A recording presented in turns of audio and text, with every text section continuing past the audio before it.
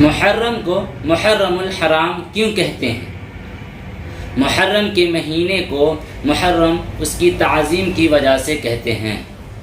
لفظ حرام یہ حرمت سے ہے، اس کے معنی ہے قابل احترام، اور محرم الحرام کا معنی ہے محرم کا مہینہ جو قابل احترام ہے۔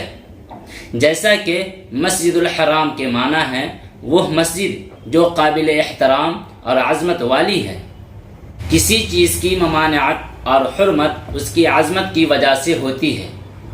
محرم الحرام ان 4 مہینوں میں سے ایک ہے جنہیں اللہ تبارک و تعالی نے حرمت والے مہینے قرار دیا ہے۔ وہ 4 مہینے یہ ہیں: ذوالقعدہ، ذوالحجہ، محرم الحرام اور رجب۔ ان مہینوں کو حرمت والا اس لیے کہتے ہیں کہ ان میں سے ہر ایسے کام سے جو فتنہ و فساد، قتل و غارت، امن و سکون کی خرابی کا باعث ہو بالخصوص منع فرمایا گیا ہے۔ ان 4 مہینوں کی حرمت و عظمت پہلی شریعتوں میں بھی رہی ہے، حتیٰ کہ زمانہ جاہلیت میں بھی ان 4 مہینوں کا احترام کیا جاتا تھا۔